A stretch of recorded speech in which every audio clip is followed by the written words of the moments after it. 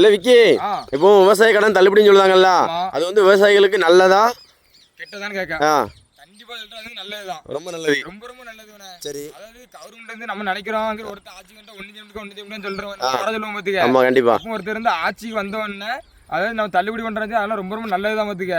அதுல நம்ம பெருமைப்படாம என்ன முழு கடன் தள்ளுபடி பண்ண முதல்ல நியூஸ் வந்துச்சு. சரி. அது ரெண்டா தள்ளுபடி பண்ணிட்டாங்க. விவசாய கடன் தள்ளுபடி பண்ணாக்கி நான் பொறுத்தவரை முழுசா தள்ளுபடி பண்ணிடணும். முழுசா தள்ளுபடி பண்ணிடணும். ஆனா பண்ணிட்டாங்க. அது வந்து நமக்கு ஒரு சந்தோஷம் தான். இன்னொன்னு என்ன தெரியுமா, நம்ம நினைப்போம் கடன் வாங்காம விவசாயம் பண்ண முடியாது. இதான் முத கடன் வாங்காம விவசாயம் பண்ணவே முடியாது. ஒரு முதலீடு பண்ண முடியாது. பண்ண முடியாது. எதுக்கு நம்ம ஒரு முதலீடு பண்ணாக்கி நம்மகிட்ட ஒரு பொருள் இருக்குன்னு ஒரு நகை இருக்குது. கடனை வட்டிக்கு வாங்கி வந்து விவசாயம் பண்ண விடாது. நம்ம வட்டிக்கு விவசாயம் பண்ணி விவசாயி ஜெயிக்க முடியாது, தூக்கலாம் தொங்கணும். கண்டிப்பா. ஏன்னா அதுல லாபம் வருது நஷ்டம் வருது யாருக்கும் தெரியாது. அதனால வட்டியை வந்து பண்ண விடாது. ஏன்னா லாபத்துள்ள வட்டி நம்ம கொடுத்துருமே. கண்டிப்பா கண்டிப்பா. வட்டி கொடுத்தா நம்ம கடைக்கு லாபத்தை அவன் கொடுத்துருமே. இது நம்மகிட்ட ஒரு பொருள்னு வச்சுக்க, அதை வச்சு நம்ம நகை வச்சு நம்ம விவசாயம் அதுக்கு வட்டி கட்டி தான் ஆகணும். வட்டி கட்டுறதுனால கந்து வட்டி வாங்குற வேற நம்ம பேங்க்ல வைக்கிற அப்படி சொல்லுங்க. கவர்மெண்டா வந்து இந்த தள்ளுபடி பண்ணிட்டாங்க. அப்புறம் லாபம் தானே இது. கண்டிப்பா கண்டிப்பா. ரெண்டாவது நீ நினைக்கிறோம் லாபம் ஆயிட்டு சந்தோஷம் அப்படி நம்ம நினைக்கிறோம். அந்த சந்தோஷம் ரொம்ப நாள் நினைச்சு நிக்காது. மறுபடியும் நம்ம வைக்கதான் செய்வோம். வச்சுதான் ஆகணும். சரி சரி. ஏன்னா எதுக்கும் கேளு, இப்போ வந்து விவசாயம் பண்ற ஒரு இன்ட்ரெஸ்ட் ஆயிருவனே. அப்ப நம்ம இன்னைக்கு 500 ரூபாய் போடுறது ஒரு புதுசா ஒரு விவசாயம் பண்றவனே, அப்போ ஒரு 500 ரூபாய் போடுமே நினைக்கான். அப்போ அவனுக்கு என்ன நகையடத்தை பண்றான்னு தள்ளுபடி பண்ணுவோம், ஒரு லாபம் ஆயிரும். அதுல அவன் என்ன வருவானா, நமக்கு இன்னும் கொஞ்சம் விவசாயத்தை பெருக்கும் அப்படின்ட்டு 500 ரூபாய் போடுற இடத்துல கூட ஒரு 300 ரூபாய் போடுவான். அப்படி புரியுதா உனக்கு? அப்போ 800 ரூபாய் ஆயிரும். 800 ரூபாய்க்கு ஒரு ரூபாய் என்னது இந்த வட்டி கட்டுற மாதிரியா, அந்த ரூபாய் தான் இது. ஏன்னா தள்ளுபடி பண்ணவே நமக்கு ஒரு நல்லது நடந்திருக்கு. நல்லா நடக்கும்போது அந்த ஏன்னா விவசாயத்தை பெருக்கலாம், ஏன்னா கூடுதல் ஆக்கிவிடுதான். அப்படிங்கிற விவசாய கடன் தள்ளுபடி ரொம்ப ரொம்ப நல்லது.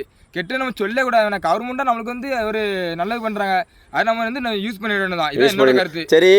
இப்போ விவசாய கடன் தள்ளுபடி சொல்லிடல, இதுல வந்து பயனடைகிறது ஏழை எளிய மக்களா இல்ல கொஞ்சம் வசதி படைச்சவங்க தான் பயனடைறாங்களா? அது சொல்லு. அதாவது என்ன தெரியுமா, ஒரு கதை இதுக்கு ஒரு நான் எதுக்கு தெரியுமா கேட்கேன், ஏன்னா ஏழை எளிய மக்கள்கிட்ட வந்து நீ சொல்றல நகை அதுவே இருக்காது.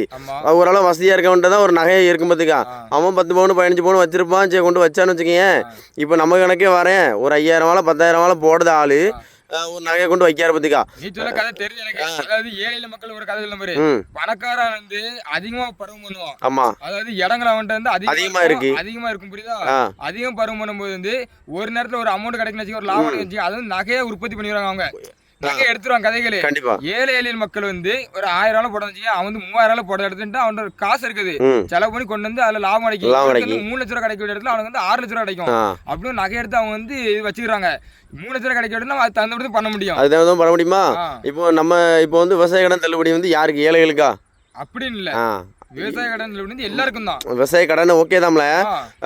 சின்ன விவசாயம் பண்ணாங்க தெரியுமா, 3 மரக்கா போடு 4 மரக்கா போடுன்னு, அவங்களுக்கு ஏதாவது கிடைக்குமாங்க இதை வச்சு? அவங்களுக்கு ஸ்கீம்ங்கிறது வந்து எல்லாருக்கும் பொதுதான். பணக்காரன்னு யாருக்கும் கொடுக்க இல்ல புரியுதா உனக்கு? எல்லாருக்கும் பொதுதான். எல்லாத்துக்கும் நல்லது கெட்டங்கிறது ஒரு திட்டம் அறிவிச்சிருக்காரு. இப்ப வந்து ஒருத்தங்க இலவசமா ஒரு பொருள் தராங்க, மாசம் இப்ப இலவசமா லேடிஸ் பஸ் விடுன்னு சொல்றாங்க எல்லாருக்கும்.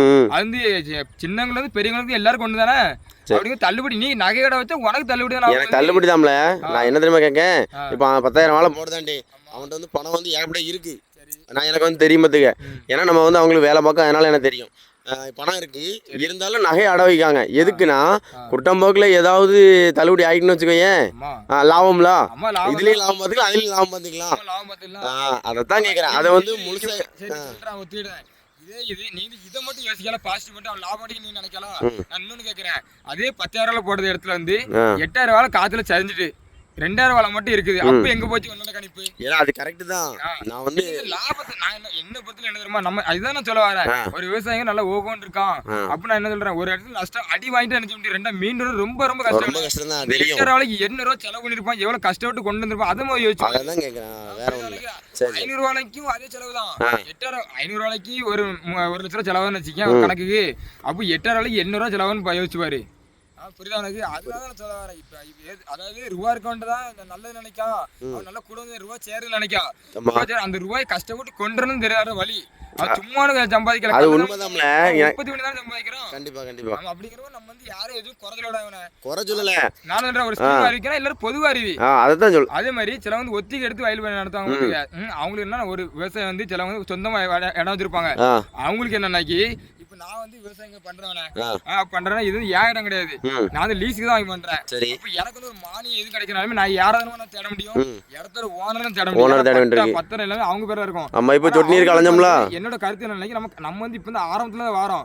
நீ சொல்ற பெரிய விவசாயம் வந்து எல்லாம் பக்கா வச்சிருப்பாங்க, அவங்க எதுவுமே யார்ட்டையும் அலையண்டி தேவையில்லை. நம்ம அலையணுமோ நம்ம வந்து ஒரு விவசாயம் ஆசைப்பட்டு நம்ம செய்வோம், ஒத்திக்கு வாங்குறாங்க. அவங்களுக்கு என்ன நாளைக்கு ஒரு மானியம் கிடைக்கணும், விவசாய ஓனர் அந்த இடத்துக்காரங்க சப்போர்ட் பண்ணணும். கண்டிப்பா இதான் என்னோட கருத்து. ஒரு பட்டாது கேட்கலாம், ஒரு அடங்கல் கேட்காங்களா, நீ கண்டிப்பா சப்போர்ட் பண்ணுங்க.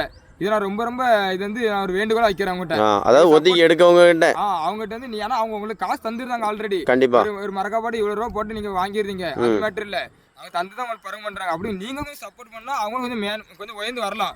இப்ப நீங்க சப்போர்ட் ஒரு 5000 கிடைக்கலாம், அவங்களுக்கு ஒரு லாபம் ஒரு 2-3 வர வாங்கிடுவாங்க, செஞ்சு விடாங்களா. அதனால விவசாயிகள் சப்போர்ட் பண்ணுங்க. சரிங்களா, அதான் என்னோட கருத்து. அப்படியே நம்ம சேனலுக்கு கண்டிப்பா சப்போர்ட் பண்ணுங்க. அவங்களும் நல்லா வைக்கிறேன், நல்லா வர வாங்கிட்டு சரி பாப்போம்.